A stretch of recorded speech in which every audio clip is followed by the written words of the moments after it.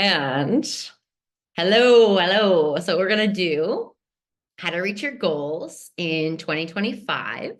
Thank you for joining. This workshop is going to be about, we're going to talk about goal setting high level, all the way down to tactically how to set goals so that you can set them, track them, have tracking systems, and then also has systems to be able to check in with yourselves for a whole year so that at the end of the year, you haven't fallen off and you feel really aligned still with everything. Okay, so here's what we're going to go over today. We're going to talk about the 4 goal crushers and then a high level how to beat them, the 8 types of goals to set for happiness, because I believe that it's not just about setting goals to accomplish things. It's about setting balanced goals so that you feel energized and fulfilled and you have like longevity when it comes to reaching your goals and you're actually just happy. Who doesn't want to be happy? We're going to break them down so you're guaranteed to reach them. And then I'm going to share some actionable tools to set, track, and help reach the goals. Okay, so quickly, the goal crushers and how to beat them. So there's been a lot of scientific studies done. All of this in the workshop today is going to be backed from scientific research. And there's thousands of reasons on all the polls and experiments that they did on people why people don't achieve their goals. But what I did was, if you actually look at all those reasons, you can really distill it down to just 4. And it's mindset, misalignment, lack of systems, and accountability. So I'm going to go through quickly on what those are a little bit more, but just start thinking about which one might be your blocker or the biggest challenge for you. It could be a mix, because the first step in really achieving your goals is really understanding why you aren't, or what's holding you back, or what's kind of tripped you up in the past. So mindset is going to be things like it's that subconscious voice that I don't think I can achieve it. Imposter syndrome is such a big one, or self-worth challenges, mental health challenges, things that you can resolve or overcome with this list of solutions here. The next one is going to be misalignment, which is one that I think people have the most difficulty identifying. And that's, again, what that first workshop was about. But it's that whole doing it for someone else or doing it because you think you have to piece. And the reason why this is a goal crusher is because if you actually don't feel aligned with your goal, like you don't actually truly want it in your heart, you're not going to really go for it because you're not going to have that true desire. So you're going to want to achieve it for all these other reasons, but you're not going to because you don't really want to. And then you're going to be like, oh, I can't achieve my goals. And it's like, but you actually just don't want to. So it's just like having that clarity on your truth. It's a bit of a tricky one, yo. Okay, systems. This is my favorite one, and also like the easiest to, share a repeatable system, because with the other two, it's your own personal journey. With systems, the more structured, the better. So I'm going to share that in this workshop. That's why it's more of like the goal setting workshop. We're going to talk about how to set SMART goals, the pillars of wellness, all of this in this workshop. Okay. And then the last piece is accountability. So probably one of the biggest pieces in terms of like, if you have this, it'll actually work. And Rachel actually was in we did a sprint with two or three sprints in a row. And it was just so amazing being able to meet on a weekly basis with other women who were looking for accountability. This is the biggest piece in terms of momentum consistently. I do actually also share a framework on how you can do this on your own with a group, if you like as well. And then we've got accountability buddies too. I'm sure lots of you are from OGC, which is awesome, but just having that piece and seeking it out if you don't. So those are the 4 goal crushers. Now I'm going to quickly chat about the 8 different types of goals to set. I'm going to do this quickly because I want to get to the goal setting part. Oh, sorry. Yes. Yes, I will share more misalignment pieces. And also that workshop, I'll share it with you, Rachel, as well. It was like all on that. Okay, the 8 types of goals to set for happiness. So again, what I mentioned before, it's not about Achieving your goals, it's about feeling accomplished and fulfilled, achieving your dreams, and actualizing, stepping into that potential, improving physical and mental health, feeling more happy. So these are the 8 pillars of wellness. And when I say that, I mean we should try and set goals in a balance of these pillars.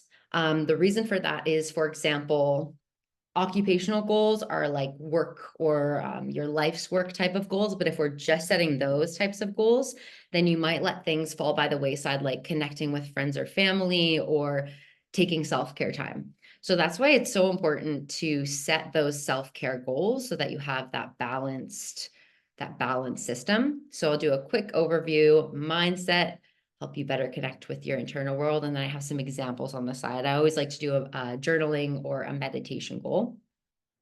Spirit and soul is one of my favorite, and this is doing things just because you love them, getting into a state of flow. Doesn't have to be monetized, giving back. It really does just fill your cup, and making that a goal is, I think, really important, and something that a lot of people don't do, because there's so often that, oh, I can't relax. I haven't done anything productive. So we're going to crush that by being like, it's productive because it's a goal. Experiential is another one of my favorites. Varieties of spice of life. And it's just like throwing those things on your calendar for the year that you're going to try, that you've never tried before. I think that's a really transformative thing to do.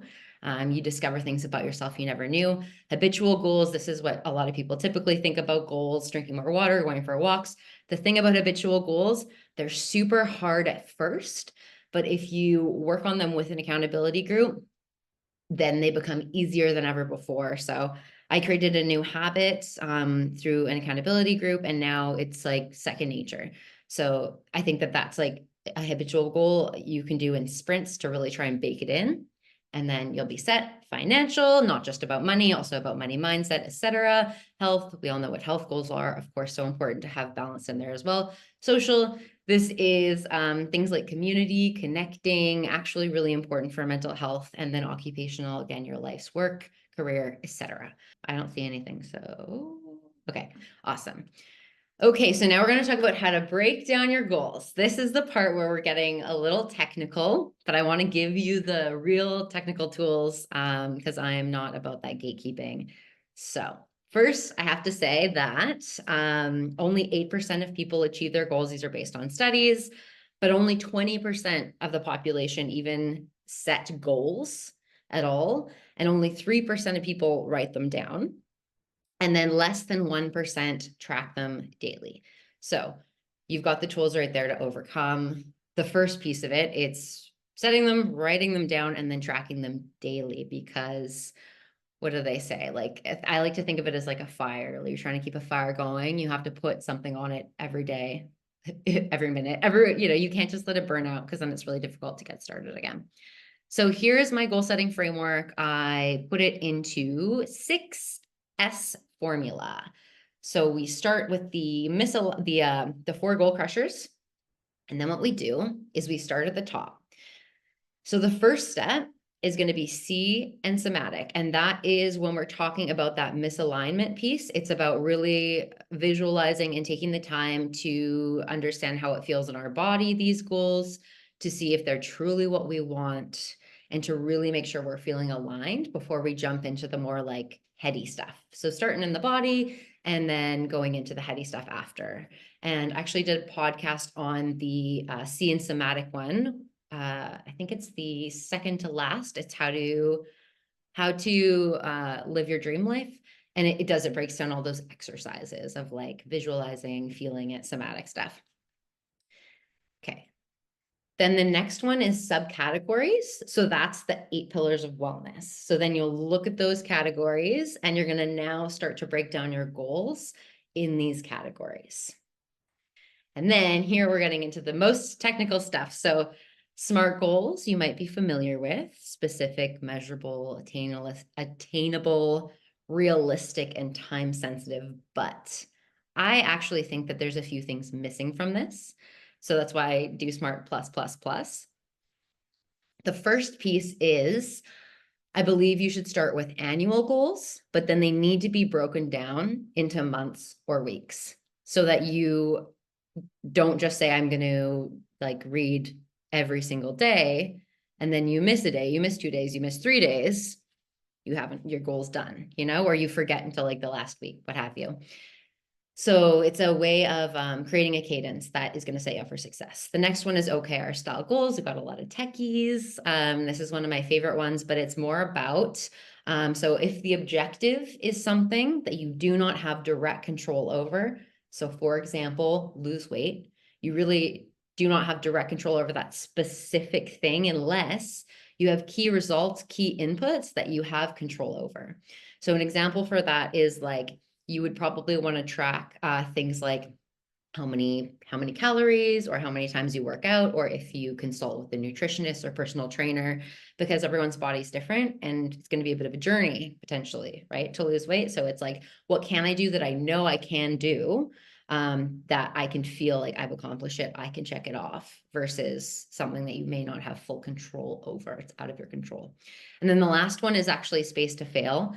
So in that first example that I gave around reading a book, or like working out 7 times a week, first, you don't want to say necessarily every day. You could say 7 times a week, but if you miss a day or you miss 2 days, then at least you have some space to make it up. And like to remember that you're going to have off weeks, you're going to need to take breaks. So just trying to set up your goals in a way that you have space to fail and you can like make it up another day. If you try and say for 60 days or 90 days, I'm not going to do this, unless you're like trying to overcome an addiction or something. But just with general goal setting, it's best to be able to have a balance, because you're going to be setting more than one goal likely. Okay. And now the next thing that I do is systems for tracking. So what I do is I set out my annual goals in my notes folder just on my phone. And then for the goal setting, I actually write down 1 to 3 of those SMART plus goals I was talking about in each of those categories. And then I make a recurring calendar appointment on Sundays, and I just zip over and I check this list. So this is my weekly check-in, a more in-depth check-in to make sure that I'm not letting anything drop off, and I'm able to put a little bit more in this section. But if we recall from the data, only 1% of people check in with their goals every day. So that's the piece that we need now. So that is where the Triple G app comes in. So what you're going to do is you're also going to take those goals, those main goals, and you're going to put them into an app so you have it in your pocket.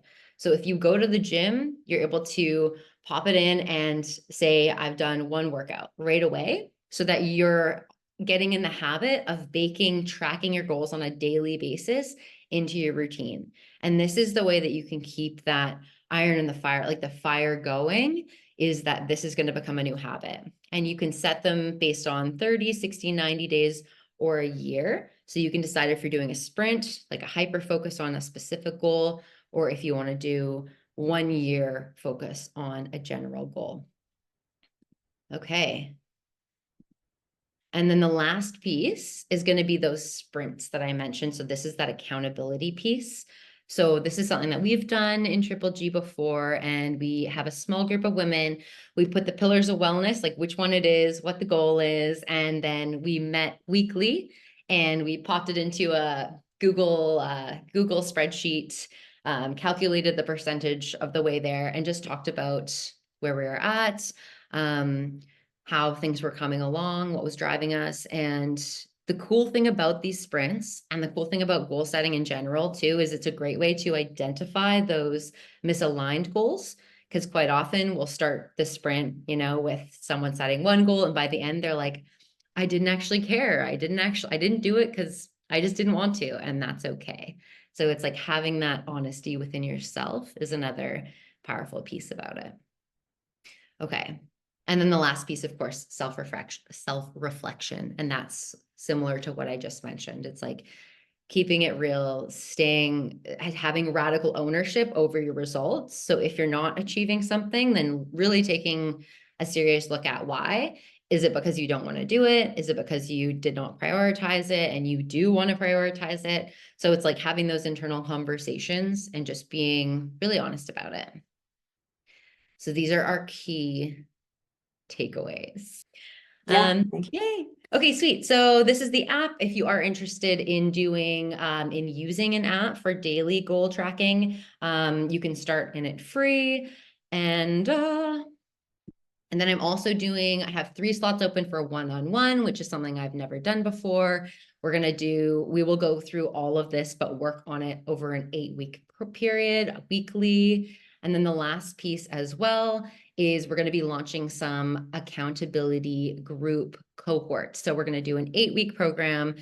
I found that it's so powerful in being in these groups together, because we're able to get the energy from one another and really support one another and just create these connections that last for forever. So grateful you all came. Thank you so much. And also, I just want to give you all a shout out for coming to this, because as I mentioned, a very small percentage of the population sets goals, let alone trying to lean into how to set them better or how to track them better. And just showing up for this is really showing that you are going to achieve big things this year. I'm so excited. Thank you, Okay. Stephanie. You're welcome. It's good to see you again. Thank you. Bye. Take care, everyone.